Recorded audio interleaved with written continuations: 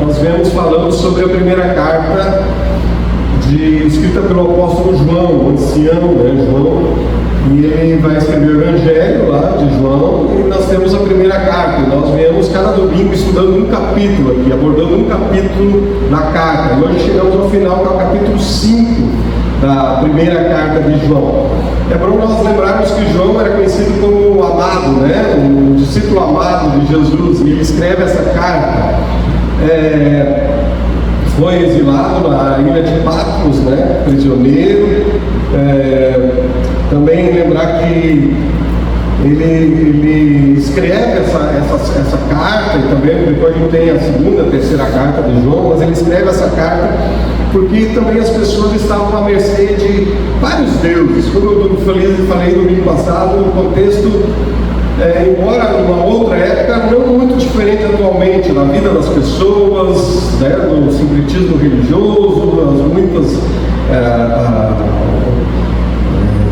apresentações de grupos religiosos. Então João ele escreve para orientar, para advertir os membros da igreja: olha, vocês estão cercados de tantas heresias, ensinos errados, preste atenção no ensino verdadeiro, né? Cuidem de vocês. Especialmente a abordagem da questão do gnosticismo, né, que negava a materialidade de Cristo, o Cristo ser um homem físico, né. A gente já falou sobre isso, mas é bom sempre lembrar, né, do propósito da carta. E João, então, ele tem, você vai vendo na escrita da carta dele, que ele vem mostrar quem é Deus, né? Ele começa dizendo: Deus é luz. E se você crê em Deus e Deus é luz, você não pode andar nas trevas, porque Deus não é trevas, Deus é luz. Então você precisa andar na luz, pois Deus é luz. Então, se você crê em Deus e é luz, mas você vive nas trevas do pecado, você está fazendo Deus mentiroso, porque Ele é luz, você está se enganando, né? E João também vai mostrar nesses capítulos que, se realmente nós conhecemos a Deus, ou se nós estamos amando o mundo, nós precisamos olhar para a nossa vida: eu amo a Deus ou eu amo o mundo? Quem é, né, o meu Deus?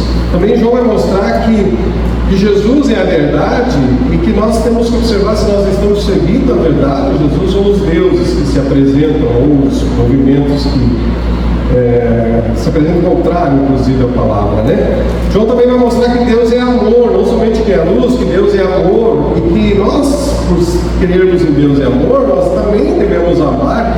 E nós podemos demonstrar que nós cremos que Deus é amor de maneira prática, amando as pessoas, onde nossa marca de discípulos seria o amor. As pessoas têm que ver, a primeira coisa, né, na célula da semana que eu conversei, a primeira coisa que as pessoas têm que ver em nós, como cartão de visita, não é o nosso cabelo, a nossa roupa, mas se nós somos pessoas que amam, como Jesus amou.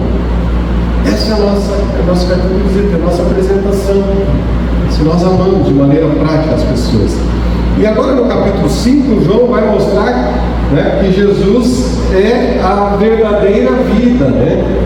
Essas imagens aqui de Jesus, lembra, eu falei que essas mensagens estão como base as mensagens lá de Sapiranga, né? Então estamos aproveitando o material deles lá também, inclusive esses slides. E essa imagem aqui das pessoas é de uma série que eu recomendo, de Chosen, né? É uma série que está no Netflix, eu acho. Mas é sensacional. Ela ainda tem 2 temporadas, está sendo terceira, que mostra Jesus, como ele foi, a vida simples de Jesus, como carpinteiro fazendo brinquedo para as crianças, assim, sabe? Fazendo brinquedo para as crianças, e os primeiros discípulos. Muito legal, é emocionante mesmo, e bem bíblico, sabe? Tem aquelas questões culturais e tal, bem interessantes, tá? Então as imagens são dessa série, por isso que eu apresento aí, talvez quem nunca viu, é isso aí. Então, João vai apresentar essa carta, mostrar a verdadeira vida que nós temos. Você tem uma vida, não é? Você está vivo aí, né? Eu estou vivo ainda aqui, estou falando, eu estou vivo, né? Então essa é a primeira vida que Deus te deu. Mas essa ainda não é a vida verdadeira. A vida verdadeira é crer em Cristo e ter a vida eterna. Essa é a verdadeira vida, que é Jesus. Ele disse: eu sou o caminho, a verdade e a vida. Então, quando nós temos a Cristo, nós temos a verdadeira vida em nós, e nós passamos a ter a verdadeira vida eterna com Deus. Isso João vai abordar nesse capítulo. Eu queria orar mais uma vez. Senhor, obrigado, Pai, por essa celebração, por este tempo de convivência neste lugar. Aqui damos graças. Foi uma bênção realmente aqui, Senhor, e damos graças por a comunidade dessa igreja que nos cedeu esse lugar, Pai. A pessoa, o pastor Eduardo, da Tatiana, administradores aqui, Pai, obrigado, Pai, e podemos realmente nos unir, buscar a Tua face, direção aqui, louvamos o Teu nome, e agradecemos por essa palavra, Pai, que vamos refletir nessa noite, porque o Espírito Santo tem a liberdade de agir na minha vida e na vida de cada um de nós. Faz a obra, Pai, faz a obra em nossos corações, transforma aquilo que precisa ser transformado, liberta, ó Deus, dá direção, ó Deus, consola, anima, fortalece, cura, Pai, em nome de Jesus. Oferecemos nosso corpo, nossa alma, nosso espírito a Ti, em nome de Jesus. Amém. Eu não vou ler todo o texto é longo, então eu vou lendo por partes, versículo em dupla de versículos, tá? E vocês então têm a Bíblia aberta aí, você poderá acompanhar ou preste atenção naquilo que eu vou estar lendo e falando aqui, tá bom? Então, essa carta escrita por João, ela nos apresenta algumas convicções. E uma palavra que João vai aparecer nos versículos, ele diz assim: sabemos disso, sabemos disso. Muitas vezes ele vai repetir: sabemos. Convicção, certeza. Nós sabemos da vida eterna, nós sabemos quem é Jesus, nós sabemos. Certeza que nós precisamos ter, convicções que nós precisamos ter na nossa vida. E João vai citar isso. Então eu vou apresentar a vocês 6 certezas, os 6 sabemos, né? Ou convicções que o texto vai apresentar para nós. A primeira delas é que todo aquele que é nascido de Deus ama a Deus. Toda aquela pessoa que diz que é crente, ela tem que amar a Deus. Ela tem que ter o temor de Deus na sua vida. Versículo 1 a 3 de 1 João 5 diz assim: todo aquele que crê que Jesus é o Cristo é nascido de Deus, e todo aquele que ama ao que o gerou também ama o que dele é nascido. Nisto conhecemos que amamos os filhos de Deus, quando amamos a Deus e guardamos os seus mandamentos. Porque este é o amor de Deus, que guardemos os seus mandamentos, e os seus mandamentos não são pesados. Então quem é nascido de Deus, ama a Deus, né? Quem crê em Jesus Cristo é nascido de Deus. Todo aquele que ama o Pai, ama o Filho. É a Trindade, né? Então, se você também, se você ama a Deus e diz que ama a Deus, e nós vimos isso no capítulo anterior, eu quero relembrar o verso 20 e 21, aquele que ama, diz que ama a Deus, tem que amar o seu irmão, porque senão você está fazendo de Deus mentiroso, você está mentindo. Como você pode amar, dizer que ama a Deus que você não vê, se você não ama a quem o irmão que você vê? E nós falamos no domingo passado sobre isso, que o amor não é sentimento, é atitude que você tem em relação às pessoas. Você deve amar a todos, mas não precisa gostar de todos, não precisa ter todos na tua casa. Você tem que amar a todos, você tem que amar os inimigos, mas não vai cuidar o inimigo para ir na tua casa, vai almoçar contigo, né? Mas é o amor prático de fazer o bem, de ajudar. E lá no capítulo anterior, então, João escreveu: se alguém afirmar eu amo a Deus, mas odiar o seu irmão, é mentiroso. Quem ama a Deus, ame também seu irmão. Se você ama a Deus, então você tem que amar o seu irmão. Se você ama a Deus, você também tem que amar o que Deus diz, ou seja, como o texto que lemos, os mandamentos de Deus. Tu tem que amar a palavra de Deus, a verdade de Deus. Eu amo a Deus, mas a palavra de Deus não. Mas é a palavra que revela Deus. É a palavra que revela a salvação em Jesus. Então tu tem que amar os mandamentos de Deus. E João vai dizer: não são pesados, não são penosos. Aliás, os mandamentos de Deus nos libertam. Porque as coisas desse mundo nos escravizam, mas os mandamentos de Deus nos libertam. Por exemplo, se a palavra de Deus vai dizer, não mentirás, Deus está te botando uma ordem ruim, ou Ele está te libertando da mentira, te libertando para tu ter uma vida da verdade? Ele está dizendo, não minta. Então Deus quer o teu bem, porque a mentira não vai trazer resultado bom na tua vida. Isso só como um exemplo, assim, né? Toda a Bíblia. Então, quem ama a Deus tem que amar a sua palavra e desejar obedecer a sua palavra, né? Olhar para a palavra e crer. Se Deus está dizendo isso, é porque é verdade. Então eu tenho que escolher: eu vou seguir o que a palavra de Deus diz, ou vou seguir o que as pessoas dizem.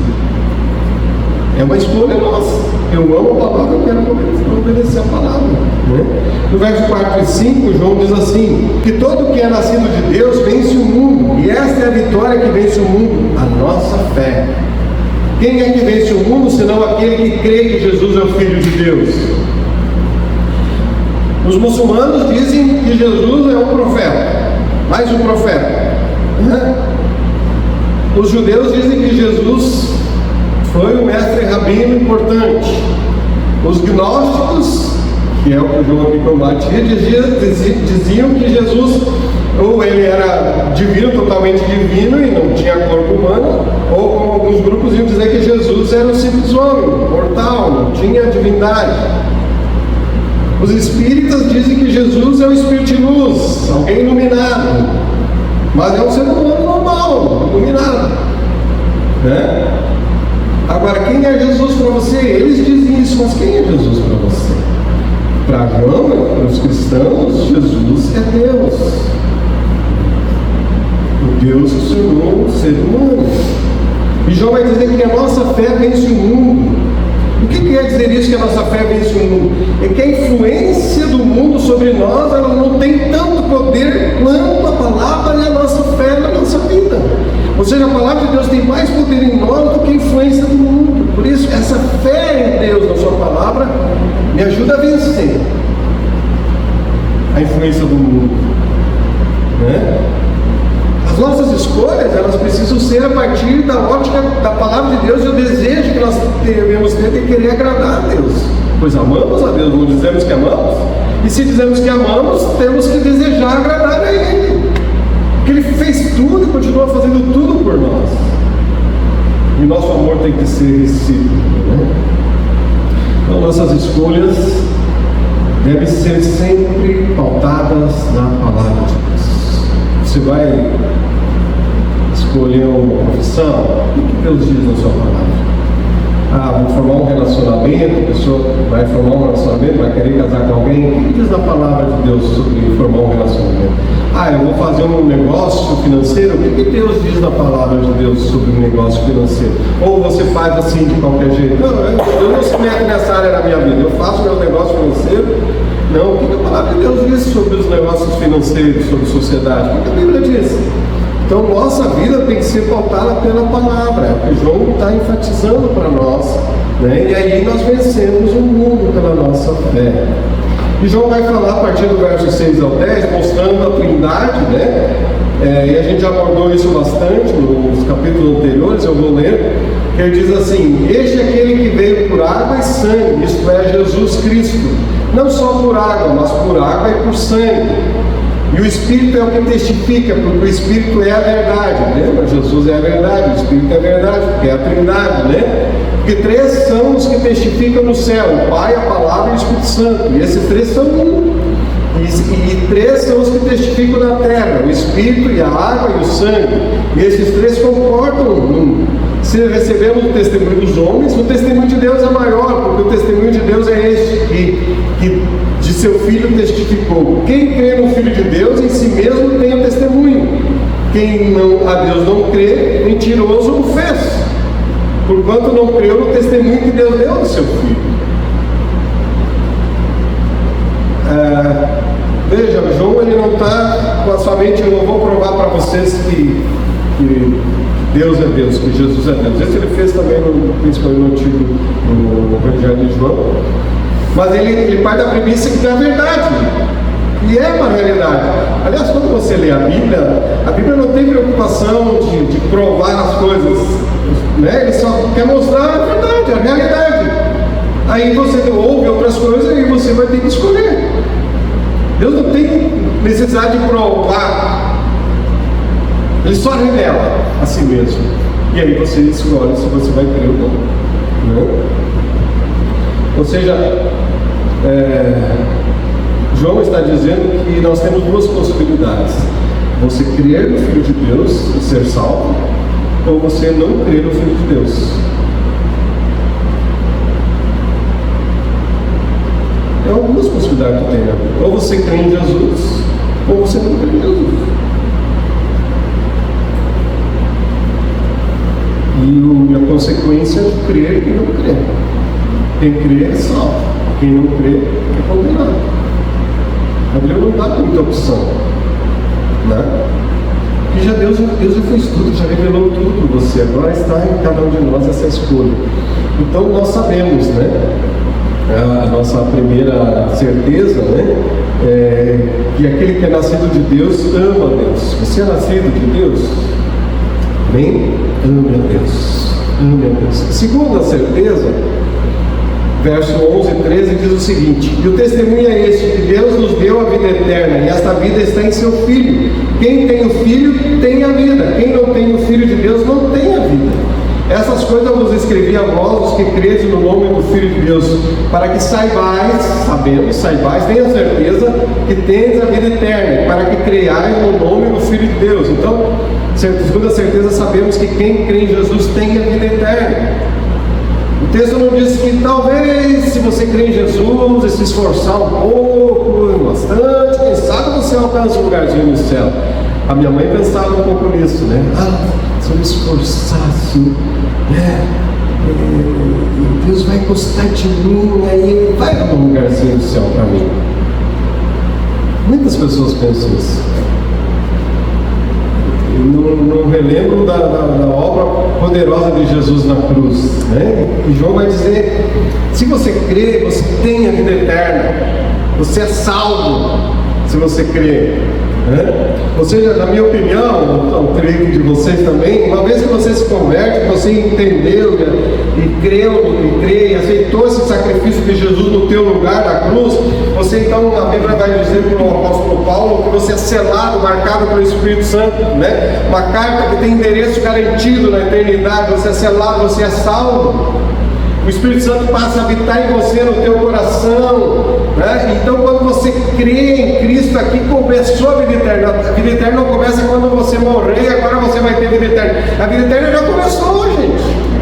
Você creu em Jesus, você já começou a vida eterna. Você não tem mais alguns anos aqui na terra, mas tem uma eternidade agora. Você é um ser eterno agora. Tem a vida eterna com Deus, né? Enquanto estamos aqui, o pecado ainda nos cerca, mas o Senhor está nos ajudando a vencer o pecado, a fugir do pecado, né? Então, se você crê em Jesus, você já tem a vida eterna, porque não há salvação fora de Jesus, é só Jesus que pode salvar. João 17,3 diz: esta é a vida eterna, que te conheça o único Deus verdadeiro, e a Jesus Cristo a quem enviaste. Quando você tem essa certeza da vida eterna, conforme eu preguei lá no primeiro capítulo, João vai dizer: essas coisas eu vos escrevi para que a alegria de você seja completa. Então você tem a vida eterna, você já passa a viver a perspectiva da eternidade, uma vida feliz, onde o sofrimento deixa de ter tanto poder na tua vida, onde as conquistas desse mundo deixam de ter tanto poder nas tuas escolhas, porque você passa a viver a partir da eternidade agora. E não mais a partir somente dos projetos humanos deste mundo.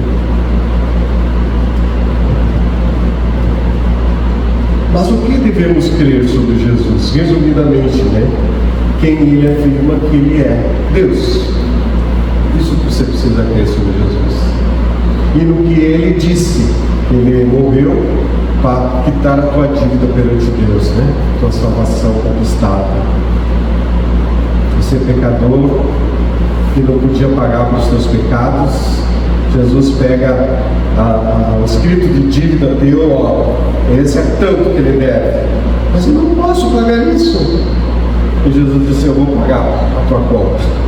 E Jesus vai lá na cruz e seu sangue, ele paga a tua dívida, e você então agora está uma pessoa sem dívida. Aleluia. O sangue de Jesus me perdoa todos os meus pecados. Glória a Deus por isso. Sabemos disso? Temos a certeza? Terceira, sabemos que, João vai dizer que sabemos, ou devemos ter essa certeza, que Deus ouve nossas orações. Veja aí 14:15. E esta confiança que temos nele, que se pedirmos alguma coisa segundo a sua vontade, ele nos ouve. E se sabemos que nos ouve em tudo que pedimos, sabemos que alcançamos as petições que lhe fizemos. Mas aqui tem um porém, né? Que ele diz: se pedirmos alguma coisa que está de acordo com a sua vontade. Ah, Senhor, me dá uma Ferrari aí, né? Ah, se é vontade de Deus, mas Ele vai mostrar isso no teu coração, né? Ou seja, quando você está alinhado à vontade de Deus, Ele vai te dar aquilo que você pede, porque é um alinhamento de vontade, da tua vontade com a vontade de Deus. Às vezes nós pedimos só conforme a nossa vontade, conforme o Tiago vai dizer: vocês pedem e não recebem, porque vocês pedem só pensando no deleite de vocês, né? Você tem que alinhar o teu pedido a Deus, a vontade de Deus, a palavra de Deus, e não somente para satisfazer os nossos desejos, né? E João vai dizer no verso 16 e 17 que as tuas orações podem salvar as pessoas. Ele diz: se alguém vir pecar seu irmão, se você vê o seu irmão pecar, pecado que não é para a morte, orará e Deus dará vida àqueles que não pecarem para a morte. Há pecado para a morte, por isso eu não digo que ore. Toda iniquidade é pecado, e há pecado que não é para a morte.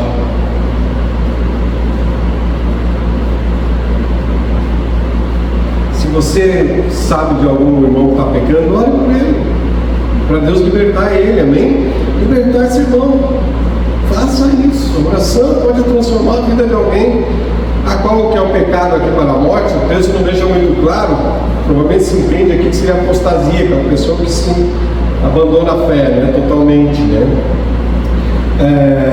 Mas você lembra o contexto do gnosticismo aqui que João está escrevendo, né? Então, ore para as pessoas para que elas sejam libertas dos pecados, seja uma nova criatura, né? Quarta certeza, sabemos que quem nasceu de Deus não vive no pecado. Não vive no pecado. Verso 18a, sabemos que todo aquele que é nascido de Deus não peca, ou não vive no pecado, ou não vive pecando. Não está dizendo que aquele que é nascido de Deus ele não comete mais nenhum pecado, mas ele não vive na prática do pecado. Já abordamos isso em outro capítulo, mas João, lembra que eu falei? Ele vai e volta nos assuntos, né? Vai e volta, né? Ele vai reforçando. Jesus fazia isso também. E Jesus daqui a pouco voltava ao mesmo assunto, né? Para reforçar de novo, que a gente ouve uma vez não é suficiente. São muitas que nem criança precisa repetir até que a gente aprende, entende, compreende e decide seguir. Se dissermos que não pecamos, fazendo de Deus um mentiroso. Então não é que não peca, é não vive na prática do pecado.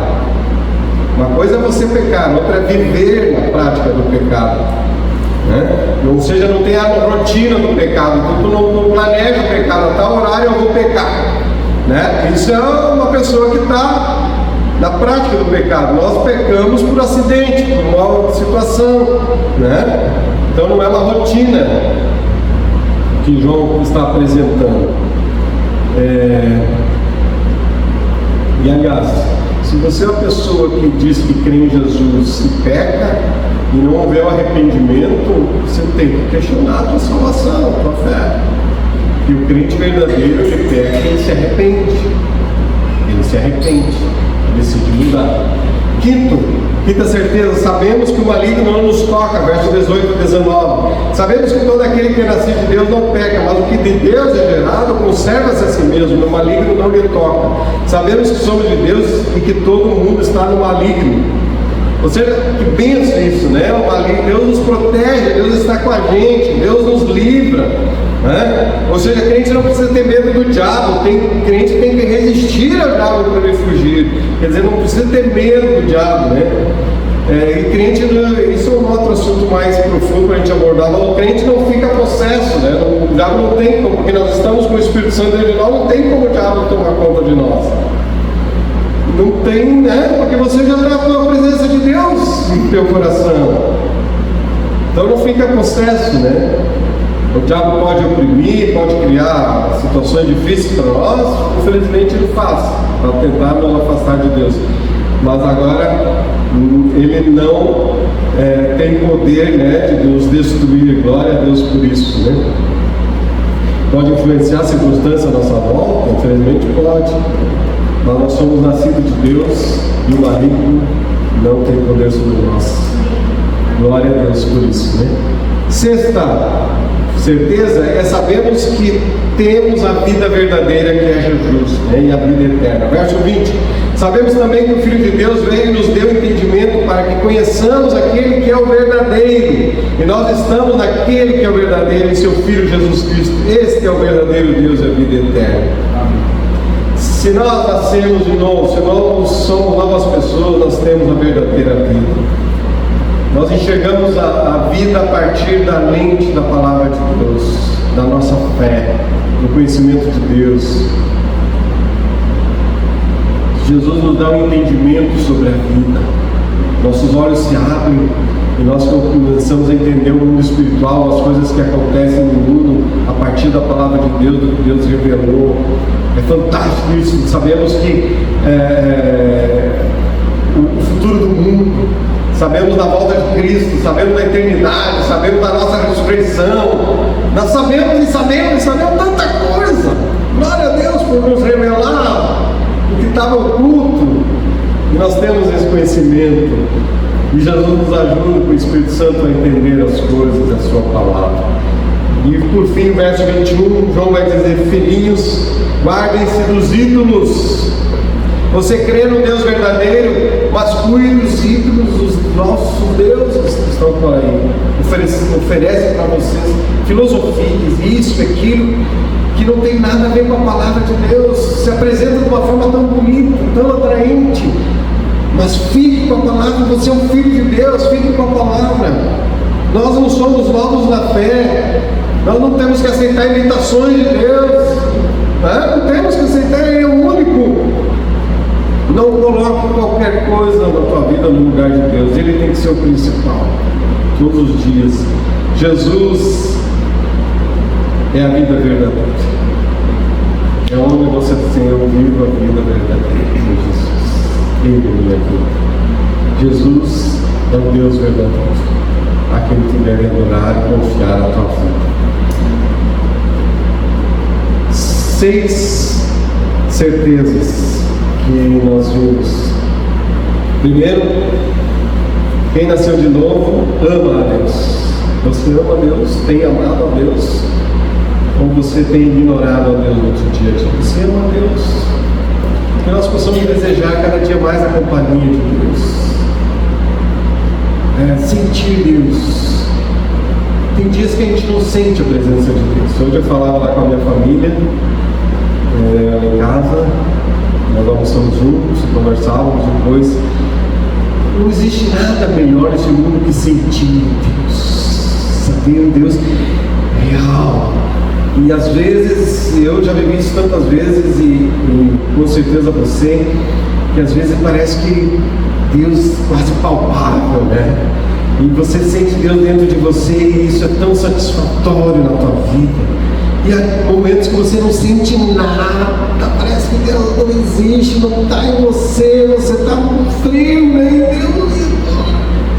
Mas independente de sentir ou não sentir, são as nossas convicções, as decisões que tomamos com o Senhor, a perseverança naquilo que cremos.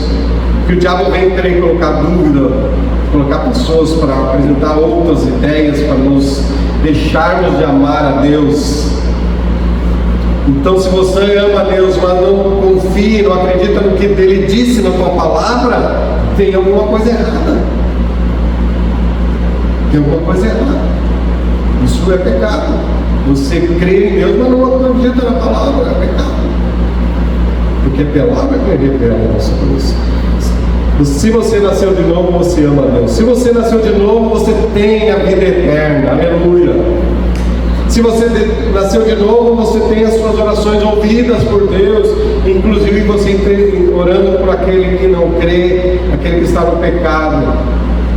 Use essa oração para transformar a vida dos teus amigos, familiares. Oração está nas suas mãos. Quem nasceu de novo não vive no pecado. O pecado é um acidente, não tem horário marcado, não tem uma rotina de pecado, é uma vida buscando a Deus. Quem nasceu de novo, o maligno não te toca. Não precisa ter medo do diabo. Ele que tem que ter medo, ali tem o crente. Quantas histórias já ouvi, verdadeiras, reais, de pessoas de gente que foram fazer trabalhos de cultos e disse, não, esse não adianta fazer nada contra ele, porque tem Jesus. Não adianta fazer um trabalho culto para destruir a vida dele, tem Jesus, ele crê em Jesus. Gente que fazia isso, se converteram, eles contam algumas histórias assim de como a presença de Deus na vida do crente, que é invisível aos olhos humanos, mas os espíritos malignos veem. E disse, não, eu não posso, com esse eu não posso. Lembra de Jó? Satanás só pode tocar em Jó com permissão de Deus. Ele não pode. Quem nasceu de novo tem a verdadeira vida. E a vida eterna já começou, aleluia. E nós somos salvos em Cristo Jesus. E nós temos a melhor esperança. Que assim Jesus, Senhor, nos alcançou. Vamos orar. Senhor, obrigado, Senhor, por essa palavra tão reveladora para nós. Obrigado pela vida do teu servo, o apóstolo João, por o Senhor usar ele para escrever para os irmãos daquela época e para nós. Pai, é tão clara, verdadeira essa palavra, que nos convence a viver uma vida correta na tua presença, amar o Senhor, dedicar as nossas vidas a ti, a ter esperança e ter a vida verdadeira em Cristo Jesus. Glória ao teu nome, Senhor, porque o teu amor nos alcançou e nós bendizemos a ti. Aleluia, Senhor. E que muitas e muitas pessoas possam vir a crer no Senhor através da nossa oração, através do nosso testemunho, através do nosso amor prático, através, Senhor, de uma mão estendida. Oh Deus, nos dê a alegria de ver muitas pessoas, familiares, amigos, conhecidos e desconhecidos, para que eles também venham crer no Senhor Jesus e serem salvos. Amém? Amém. Vamos adorar o Senhor com uma canção.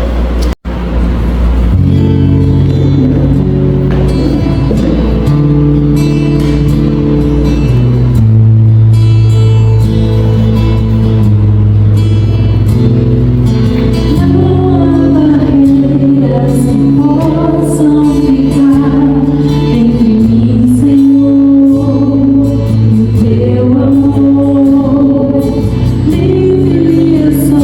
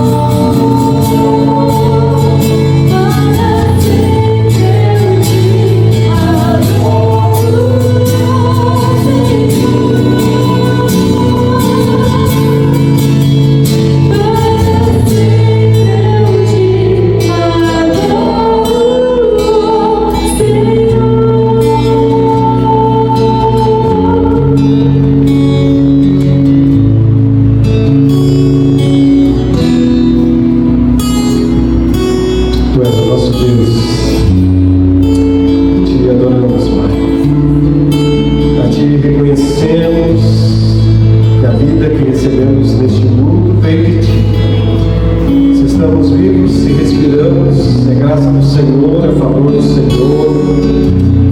E principalmente se temos vida eterna, glória ao Senhor, conquista do Senhor, presente do Senhor, dom do Senhor, obra de Jesus na cruz que nos dá o privilégio de sermos salvos. E Pai, que a tua boa mão continue sobre nós nesses dias, que o Senhor nos fortaleça nas tribulações, nos ajude a vencer as provações, a sermos firmes e fortes na nossa fé, sermos amorosos para com as pessoas, sermos, ó Deus, testemunhas vivas do teu amor para com as pessoas. Ó Deus, abençoa os enfermos, restaurando a saúde, abençoa os desempregados, abrindo porta de emprego, Pai, sustento. Abençoa, Senhor, abençoando o desanimado, que seja renovado nas suas forças. Liberta o cativo, Pai, quebra as correntes, dá libertação de vícios, de pecado, Pai, dá, Senhor, a tua vitória. Abençoa a nossa família, abençoa a família de cada um de nós, ó Pai. Abençoa a família, Senhor, amor na família, comunhão na família, temor do Senhor na família, obediência à tua palavra.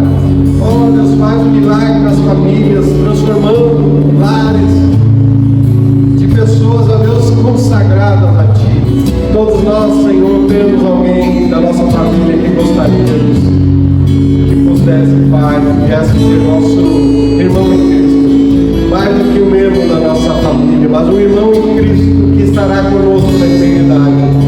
E clamamos a Ti, faz essa obra, Pai. Que Jesus seja honrado e glorificado. Aleluia. Amém. Amém. Amém, gente. Muito bom ter estarmos juntos. Deus abençoe você. Vamos ter um intervalo de 10 minutos e voltamos para a nossa Assembleia. Deus abençoe a sua vida.